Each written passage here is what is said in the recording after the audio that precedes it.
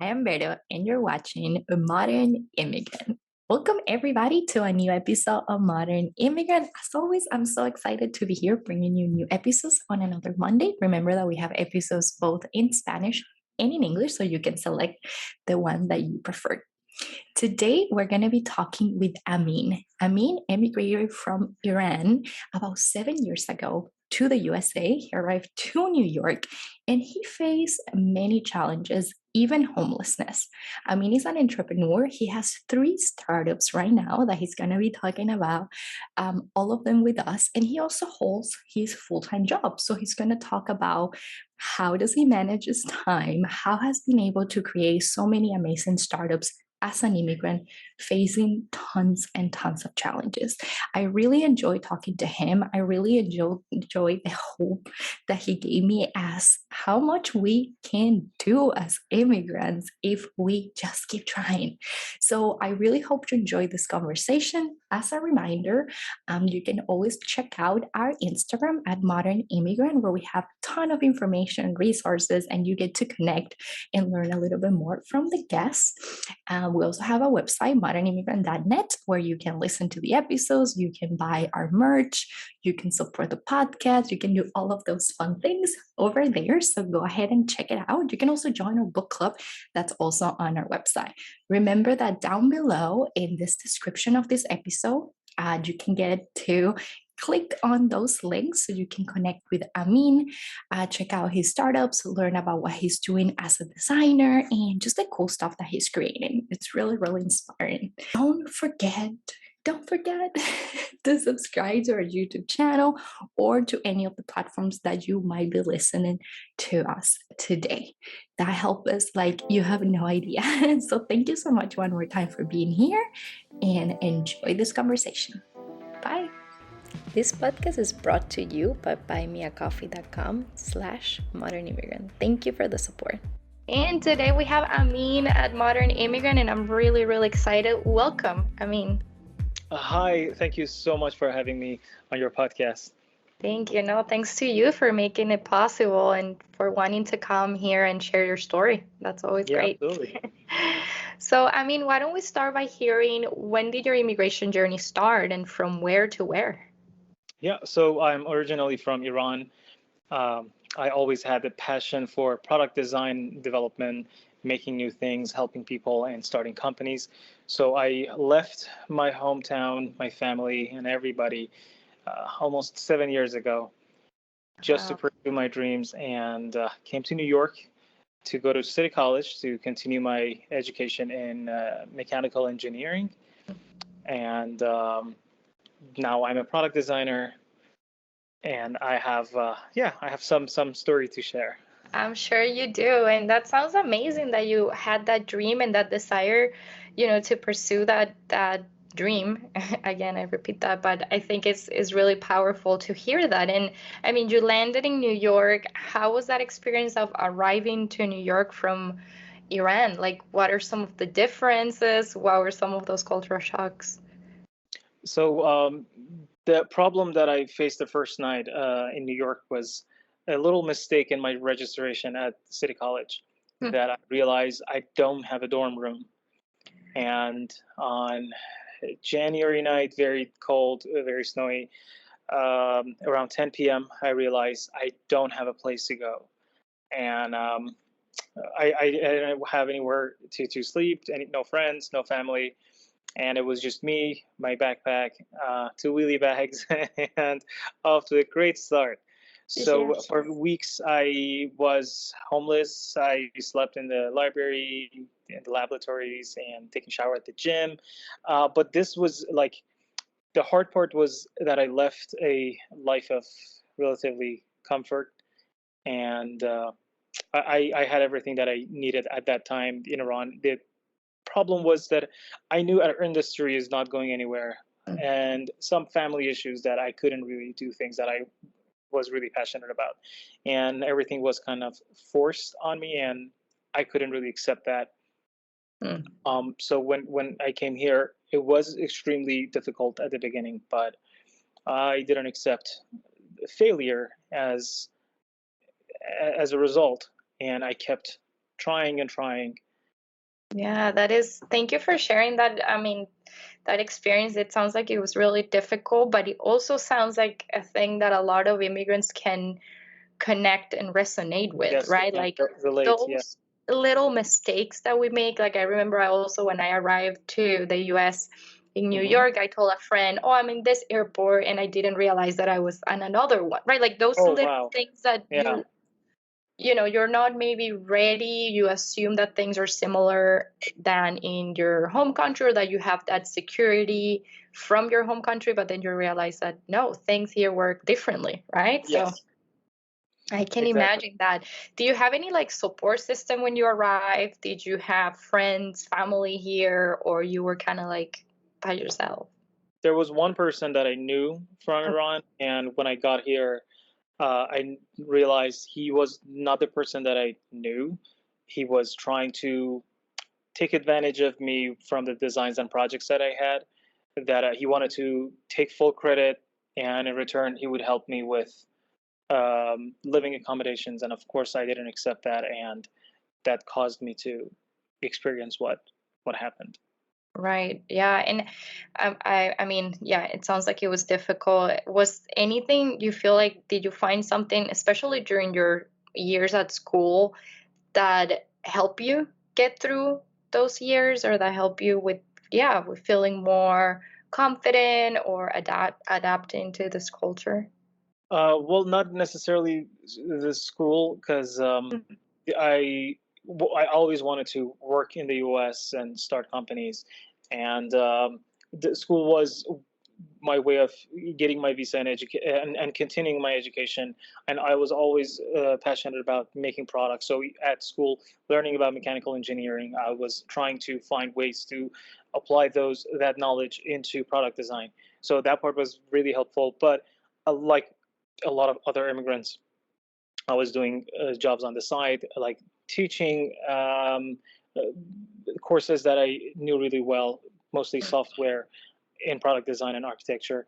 And I was dog walking, house sitting, working in construction sites, paintings, and cleaning floors and everything, and to get by. And all this happened while my uh, family, they run a few brands in north of Iran, and things were really well in that sense. But because I wanted to do different things, it was not acceptable by them. So just seeing how great everything is back home and the things I have to go through, it was not a problem for me working in construction sites. The problem was, what if it doesn't work out at the end? Exactly. The risk that I took. Am I gonna go back and tell everyone this is what I went through? I failed, and for the rest of my life, I have to listen to everybody else. I told you so. Yeah, and they're gonna be like, "Yeah, I told you so." Yeah, and Mm. Thank you. I mean, that is so powerful. In a way, it was comfortable for you, your life back home. Like, yes, maybe didn't promise as much growth as the one you have right now in the professional life, but you had it fine. Why taking this journey so risky? Like, what do you think kept you going or motivate you to do that? Because I'm sure, like, at the moment, and I think a lot of the listeners right now can say, wow, yeah, that's how I feel, and I want to go back or I want to give up. What do you think, yeah, motivate you or kept you going? so I always believe in this, that if you're at a point that you're absolutely can't move forward, like by that I mean you have tried a million times, and there is no way for you to push one more time. Every time I got to that point, and there were times I was selling my stuff just to go back home and just accept defeat. I pushed one more time. I applied for when I after I finished school, I applied for 1,500 jobs. For I got real. 3 interviews. One of them hired me because I begged them to hire me. I was overqualified, and not because of just my degree or my experience, because of the amount of passion I showed for product design and entrepreneurship. No one wanted to hire me, including Apple's design team. that I And had why? Can interviews you with tell us them. why? Like, why if They yeah, told me you're gonna leave us very soon. As soon as anything good happens to you, you're out, or somebody's gonna discover you, you're out. And when I received a call from Apple's recruiting team, and I was on a construction site, so life was really bad. And I get this call, and I'm like, oh my god, things are about to change. So I'm excited. Two separate teams called me. They did not know they were interviewing the same guy. They had me. They got me a ticket and everything. I went to Cupertino. I met with both teams the same day, and then they realized, oh, it's the same guy that we're interviewing. At one point, they rejected me that you're absolutely horrible candidate for this job. And I was shocked. I told them, like, you don't have to be this rude and unpleasant. You guys asked me to come here, and you're telling me to don't apply for Apple again. And when I asked them the reason, they told me we can't tell you. You need to leave. It was horrible. And as much as I love their products, their culture, the yeah, that's it's never my dream to work at a company like that. The way mm, they treated each other, and the way that the team really felt to me. But let's not talk about Apple no, much. yes, Um, yeah. I mean, the it's project sad manager, to hear that, but that's a reality. it was traumatizing. But the project manager of one of the project managers, I think he was an iPhone. He pulled me aside and he told me, "You have so much passion in you. No one's gonna hire you. Find a small job, anything you can. Start your own companies." Go back to New York, and that's what you should do. And I thought about it, came back to New York, found the first job that I could, and again, the owner was like, you really don't need you here. We make kiosks and cameras, like enclosures. You design cars, you design this and that. And I told him, please give me an opportunity. I will help you to um, have more sales, more products. I will help you with so many things, marketing, with like social media, your website. And he's like, well, that sounds good. He hired me at the minimum salary at a lowest level engineer. 2 months in, I became designer. 3 months later, I was lead designer. And before my first year at the company, I had 10 products at their company. We had Bank of America, Chase, LaGuardia's airport. They all bought my designs, and everything started to change after that. That is so amazing. The passion, the Yeah, desire to keep doing it, to, yeah, well, even beg, as you're saying. yeah. I Um, did. Yeah, I really did beg him to yeah. hire me, and they gave me an opportunity to prove myself. Yeah, as I was saying, it's like for immigrants, we have to try really hard. We have to prove ourselves. We have to just fight so hard, do jobs that we don't necessarily, would have to do back home. And then if you are too good, then that's also bad. Then Like, yeah, they don't want to accept you part of the team. yeah. Yeah. Hmm.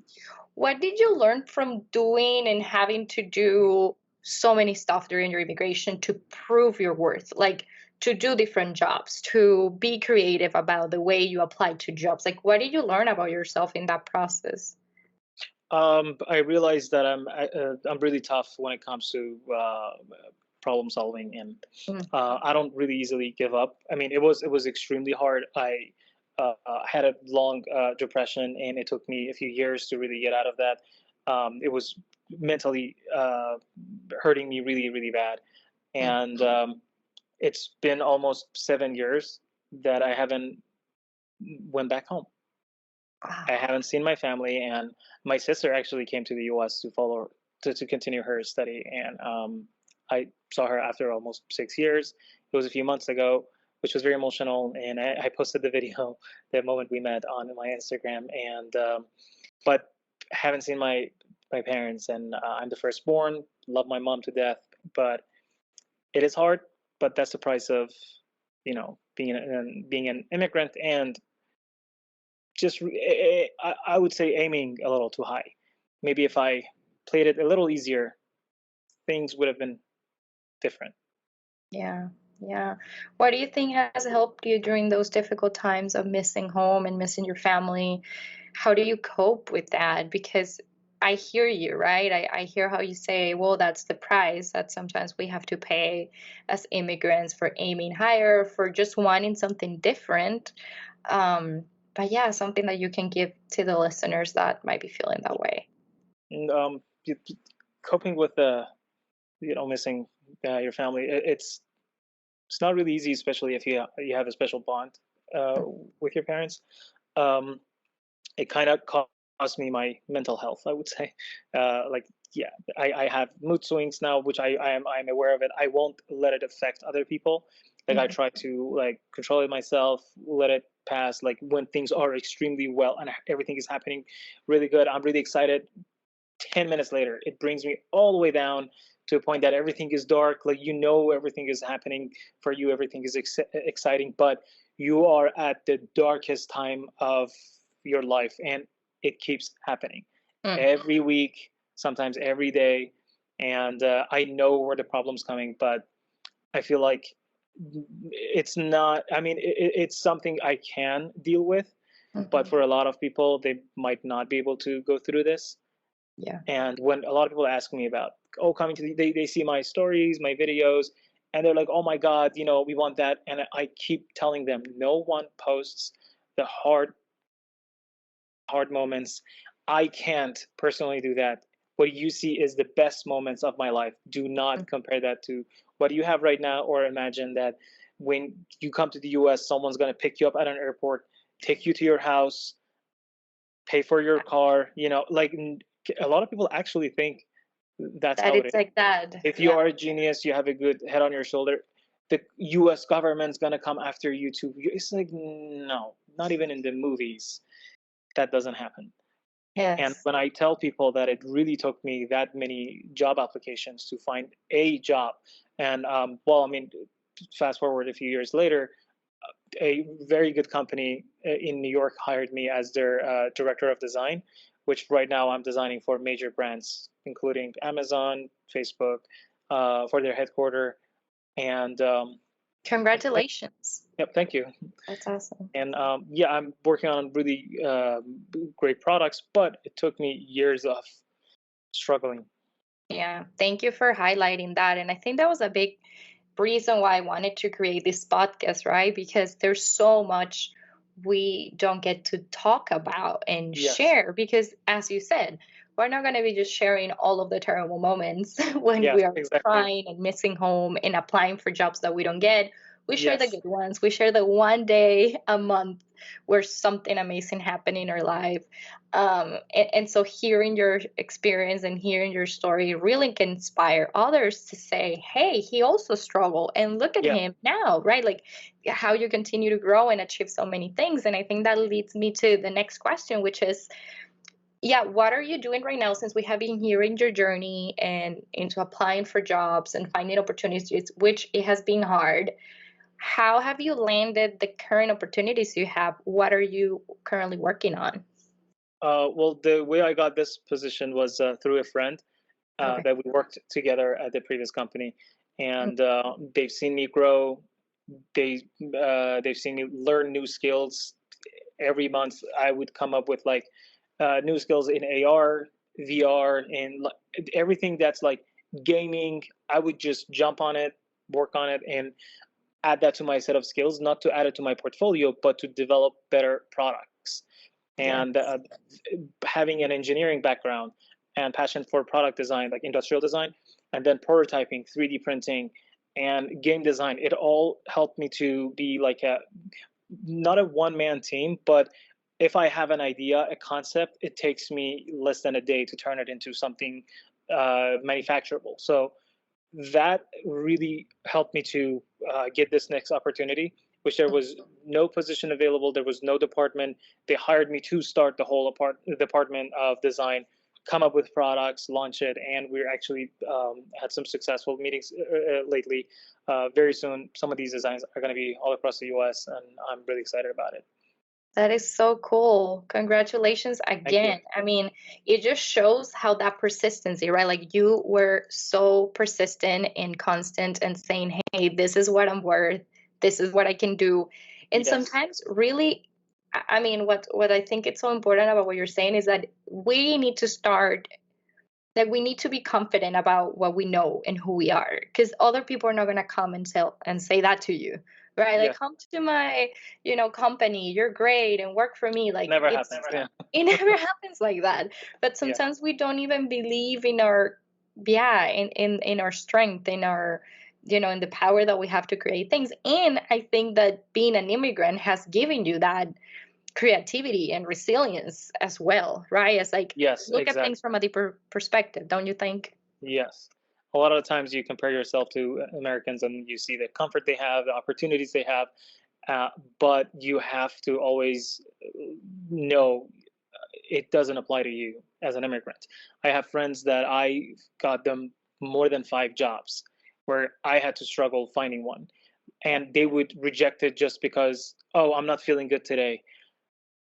That simple. They wouldn't send out a resume. I would Yeah. find them senior level positions in like companies run by other friends. They would reject it only because I just had a bad day. And I couldn't believe that what I'm hearing. Like Mm, for me, it took me 6 months of applying so many jobs every day during yeah. school and just trying to get land one job. Here they are, 4 or 5 opportunities. They're just rejecting because and later they complain about, oh, I'm not finding the best job that I want. Like I want to be able to work from home, get paid so much money with all the benefits, and it's like only if I had the opportunities One that of you guys do. Yeah. Yes. It's like we don't have the luxury to reject things and Yeah, to we get can't picky. reject Like any opportunity. We have to take it. Any exactly. opportunity.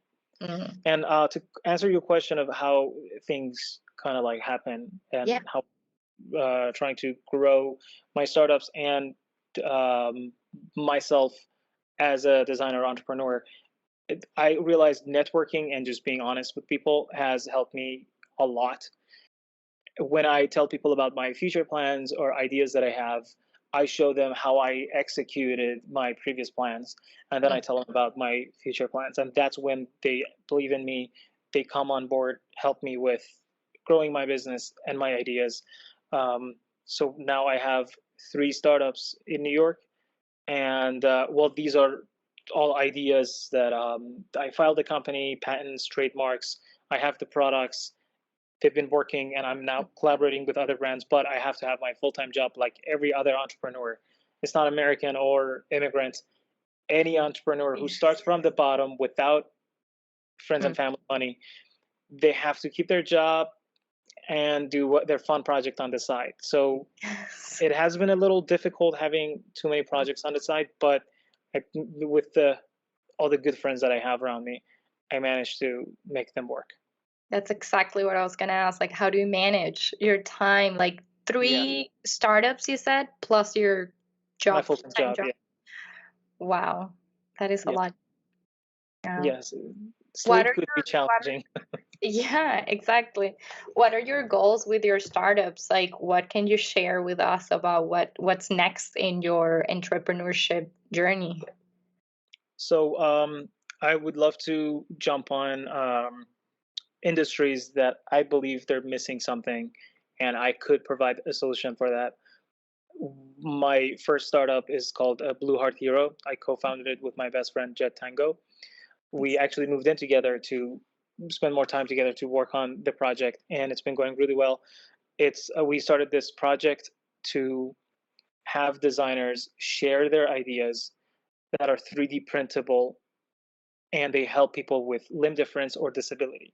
So we thought about, hey, instead of 3D printing another robotic arm for someone missing limb, which it's very customizable, it has to be custom designed, it has to be custom fit, it needs a lot of engineering work. It's a great idea, but it just doesn't work. It's not the solution. Um, we thought, okay, instead of adapting them to the world, what if we adapt the world to them? We don't have to change everyone's world. We just need to change that one person's world, right? Make Mm, it more accessible to them. So we thought, why don't we design things that could be 3D printed? And I'll explain why 3D printing. And it could yes. go on different products and make that product accessible to that person. So we designed, Jed actually designed a nail clipper holder Mm, for for the nail clipper to sit inside, sit on a flat table, and you could just push the little lever down, so it yes. wouldn't fall either side. So for people having one hand, Now they could use their stump to trim their other hand. So a solution, right? Yes. And Yeah. that nail clipper holder could be there forever. It doesn't hurt anybody. And even for me who have both hands, I could still grab the nail clipper with the jig, right? So it works. That's Something that amazing. goes on a door handle, it goes on a water faucet. We designed this. It's a little 3D printed piece that goes on any watch or wristband, bracelet, whatever. It goes on Okay. that. So thinking that people with limb difference, it could be cut anywhere, right? It could be any sort of disability. Yes. So that little piece could grab any pen or fork or toothbrush, anything that's round. You could Okay. just grab it with one move. How awesome. We have videos of people after 30 something years old, after like they're older than 30. They're saying that this is the very first time I'm writing my own name with my partial limb, and they were born with partial limb. So to them, having a prosthetic hand is not no is not natural. Yeah. It's as if someone's trying to. I always explain it this way: next to birds, we are disabled because we can't fly. No one considers us disabled because no one has wings. But if we're in the same room with birds, we are. What's the solution? Prosthetic wings? No. An airplane, a helicopter. Do we call those prosthetics? No, we don't. We call those services, tasks, solutions. To us, a robotic arm for someone who doesn't need it, it's not a solution. But those little 3D printed attachments and things makes their lives easier, right? It doesn't solve all the problems, Mm-hmm. but one task at a time, we could make their lives better. So why 3D printing? Yes. It's open source, so they could download it for free. Anyone from any part of the world could download our file, 3D print it the same day. No shipping, inventory, nothing, none of that. And it actually happened to us. We had a pen holder design. Someone from India reached out, "Hey, I lost my hands in an accident, both hands. I need to grab things again, and this design seems to work." I emailed him the files. He had it the next day, and he wrote us a letter, which was so sweet. And Amazing. and then we launched a design contest, Mm. asking designers from different part of the world come in, share ideas for this 7-year-old half Native American girl in Long Island, New York, who was born with one partial hand. She loves to follow her ancestors' tradition of mastering archery, like her Mm. dad, like her siblings, but she can't. We thought, okay, she's not limited because the bow is designed for people with fully developed hands. Let's Exactly. have a 3D printed attachment that makes the bow accessible to her. So someone from Australia um, designed something beautiful. We 3D printed it and we're going to test it very soon. It straps around her hand and she could hold the bow with her partial hand and pull the string with the other hand. Now she is able to practice archery.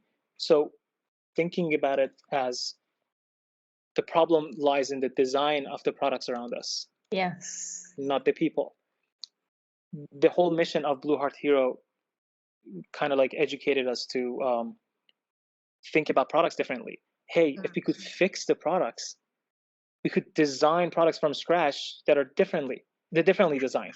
That don't So we, exist. yeah, Yeah. we started with a coffee mug that the handle is upside down, just like other handles are like kind of like big on top and narrow at the bottom. Yeah. I flipped it, did a lot of engineering work on the profile of the handle, and you will see some photos on my Instagram again that a little girl with partial limb is holding the mug. People with lower dexterity, Parkinson, arthritis, they're holding the mug because their full hand or arm goes through the handle, and because of the shape of the handle, the Yes. mug doesn't rotate. Oh We my just got God. featured as a featured design at international design competition, and I spoke at the International Design Conference about human friendly design. That's our mission. Wow, what a powerful mission and what a beautiful work that you're doing. And, That is really amazing. I'm and gonna share like the links to your absolutely, website and all of the stuff, and I can also put pictures up for people that are watching on YouTube because I think absolutely, that I mean it's such an important work and it's so amazing to hear that an immigrant is doing that work and it's contributing to this country in such a yes. beautiful way. That's really powerful. Thank you. So you have three of them. Can you tell us like where can people connect with you or find out about all of the amazing work that you're doing? Yes, I'm very active on Instagram and LinkedIn. Okay. LinkedIn mostly for professional networking, and Instagram is mostly about my life. Mhm. Um, People could reach out to me at at Curved. Curved is my second startup, the coffee mug, Perfect. and yeah, they could also reach out to me on both platforms, LinkedIn and Instagram. And Instagram, great.